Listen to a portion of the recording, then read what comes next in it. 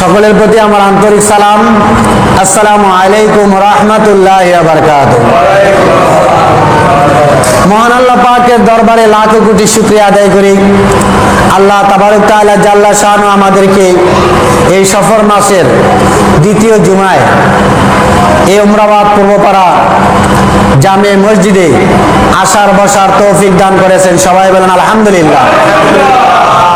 আমরা মহান রবের আরো শুকরিয়া আদায় করি, যিনি আমাদেরকে আখিরি জামানার পয়গাম্বর নবীজি মুহাম্মদ রাসূলুল্লাহ সাল্লাল্লাহু আলাইহি ওয়াসাল্লামের উম্মত করে দুনিয়ার জমিনে পাঠিয়েছেন। সবাই বলেন আলহামদুলিল্লাহ। প্যারে হাজরিন, আমাদের প্রত্যেকের কর্তব্য এই নামাজগুলিকে আঁকড়িয়ে ধরা, নামাজগুলি 5 ওয়াক্ত আদায় করা। কিন্তু জুমার দিনে দেখা যায় মসজিদ ভরে গেছে, অন্যান্য সময় 5 ওয়াক্ত নামাজের সময়, ফজরের সময়, জোহরের সময়, আসরের সময়, মাগরিবের সময়, এশার সময় আপনারা নামাজ পড়েন না। তাই কি আপনি 5 ওয়াক্ত নামাজি হইতে পারলেন? 5 ওয়াক্ত নামাজি হইতে হলে আপনাকে 5 ওয়াক্ত নামাজ আদায় করতে হবে। কেননা আমাদের দয়াল নবীজি বলেছেন, জলিলুল কদর সাহাবী হযরত আবু হুরায়রা রাদিয়াল্লাহু তাআলা আনহু থেকে বর্ণিত হাদিস, নবীজি বলেন আস-সালাতু খামস, নামাজ হইল 5 ওয়াক্ত। জোরে বলেন না সুবহানাল্লাহ। তাহলে নবীজি বলেছেন নামাজ 5 ওয়াক্ত।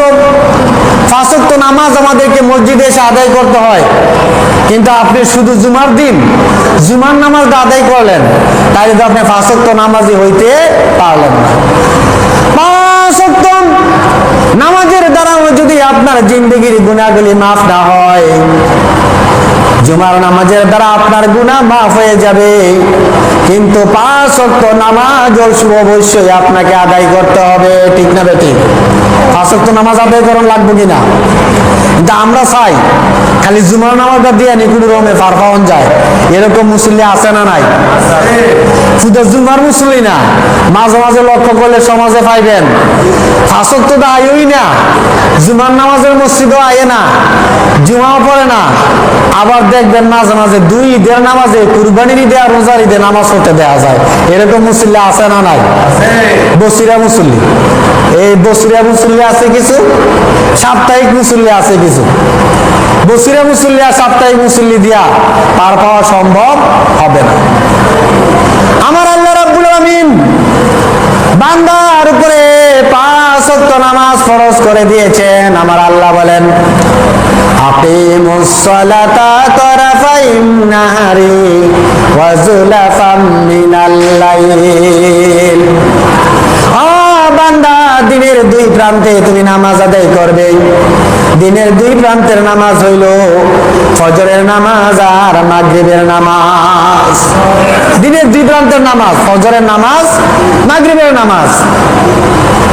আকিমুস সালাতা তারাফাইন নাহারি ওয়া যুলাফাম মিনাল লাইল ওয়াল কুরআনাল ফাজর।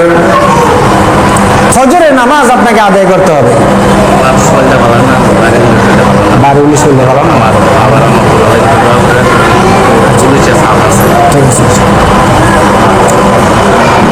আল্লাহু আকবার। এই নামাজগুলি আদায় না করলে আপনি আল্লাহ আল্লাহ হইতে পারবেন না। নিজেকে যতই সহি শুদ্ধ মনে করেন, 5 ওয়াক্ত নামাজ আপনাকে আদায় করতে হবে।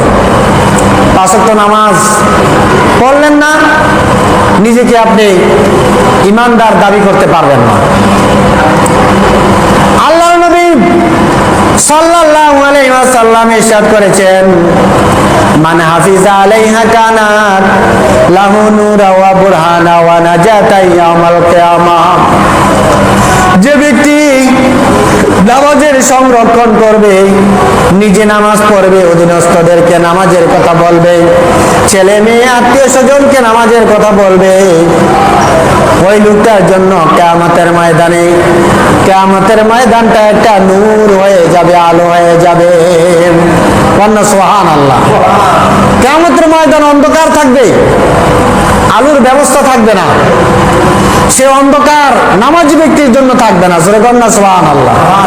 নামাজি ব্যক্তির জন্য আমার আল্লাহ পাক কিয়ামতের ময়দানে নূরের ব্যবস্থা করে দেবেন। অবরহানাও সবচেয়ে বড় কথা হইল নামাজীদের জন্য আমার আল্লাহ রাব্বুল আলামিন কিয়ামতের ময়দানে নামাজি বান্দাকে মুসলমানের দলিল দিয়া দিবেন। জোরে কোন সুবহানাল্লাহ। দলিল ছাড়া জমির কোনো দাম নাই, ঠিক না বেটি? আপনি জমিন কিনছেন 5 লাখ টাকা দিয়া, 10 লাখ টাকা দিয়া, কিন্তু কাওলা বিরা লইলেন না, রেস্টি বিরা লইলেন না। 10 বছর, 20 বছর, 30 বছর পরে ওই লোকের ওয়ারিসেরা আপনার থেকে জমিটা নিয়ে যেতে পারবে, যেটা আপনার কি নাই, কাওলা নাই। কাওলা না থাকলে যেমন আপনার জমিন কেনার দাম নাই, আর নামাজি ছাড়া মুসলমানের কোনো কিয়ামতের ময়দানে দাম নাই।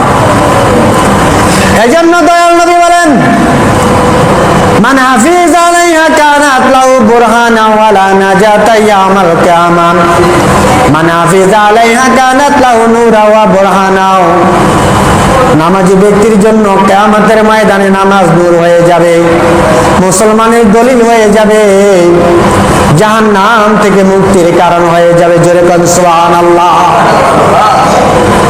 আমার লাম ইউহাফিজ আলাইহা লাইসা লাহু নূরা ওয়ালা বুরহানা ওয়ালা নাজাতা ইয়াউমাল কিয়ামাহ।